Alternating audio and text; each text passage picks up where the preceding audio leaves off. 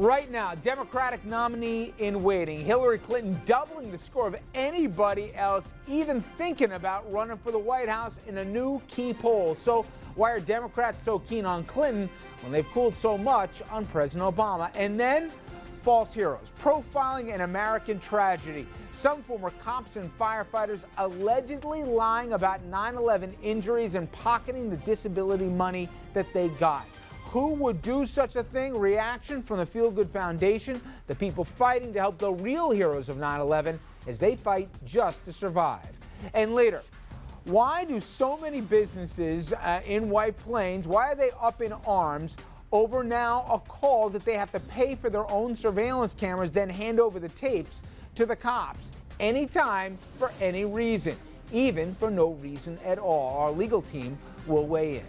Good evening, everyone, and welcome to RFL. I'm Richard French, and thank you so much for joining us this Wednesday evening, February 26th. Now, the 2016 presidential election may still be more than 32 months away, but if a new key poll is to be believed, the race may be all but over, especially for three potential candidates from our region. First, the Republicans. CBS and the Times are asking Republicans if individual candidates ought to run in 2016. Jeb Bush and Rand Paul, they topped the list. Chris Christie, he's fourth with 31% saying yes.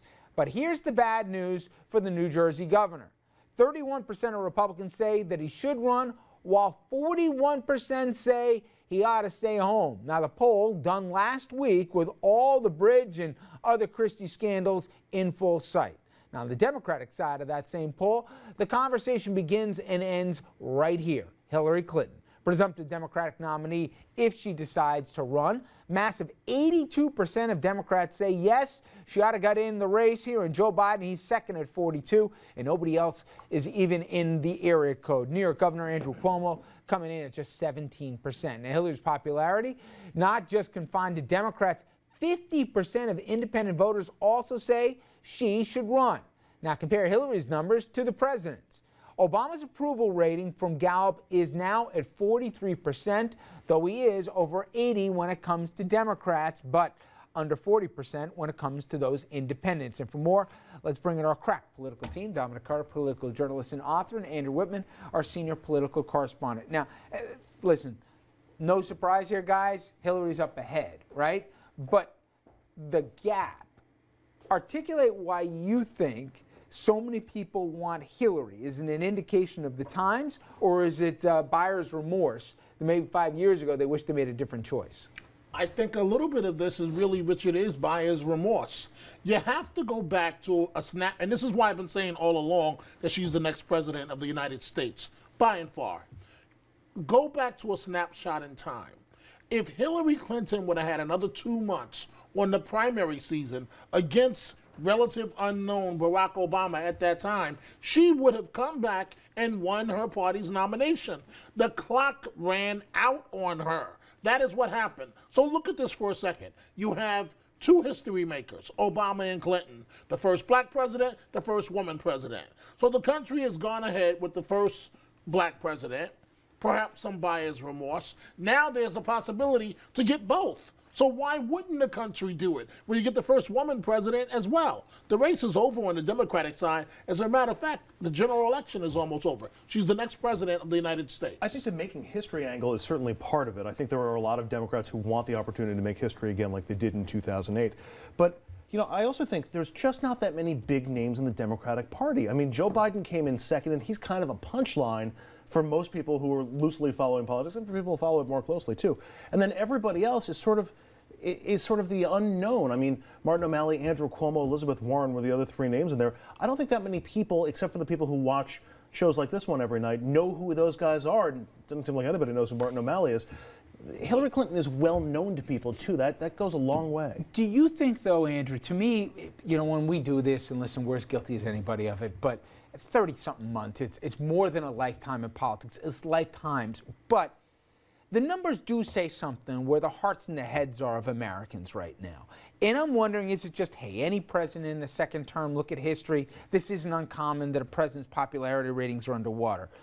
But is it something more than that? Is it something where they see in Hillary something they wish they saw in Obama? Is it the competency part? I think this president's competent, although his detractors say otherwise. Is it the toughness part?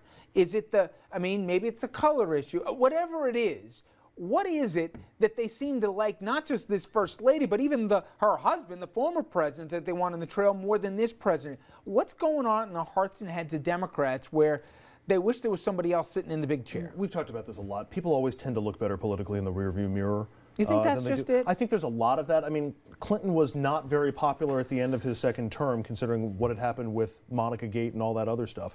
And he stayed out of, or was kicked out of the 2000 race when Al Gore didn't want to be seen with him.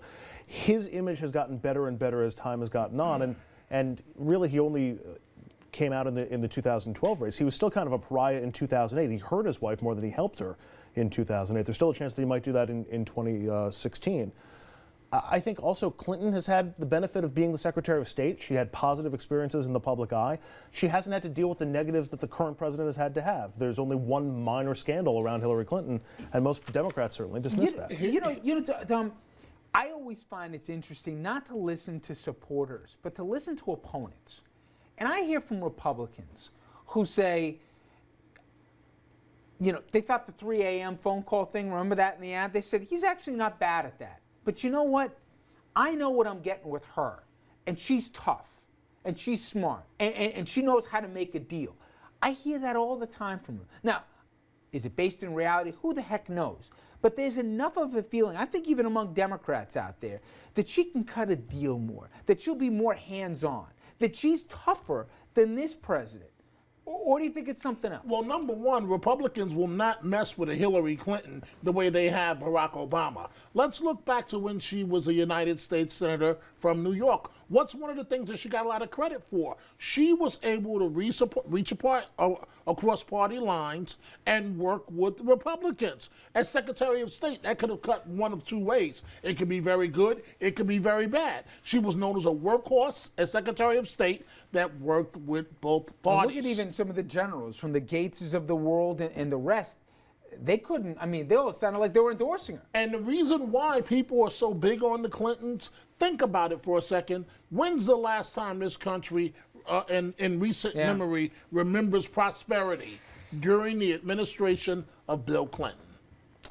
Well, we're going to see this thing play out. And again, everybody, you don't have to remind me or these two guys here about what the timeline is. That all said, though, really interesting how much love is going one way right now and how much even on the campaign trail, even Democrats are saying 3 feet. Okay, when we come back, we're going to switch gears to an issue that trust me, you're going to be hearing about this. Forget about it on the campaign trail. More importantly, this is going to be a priority issue in this country.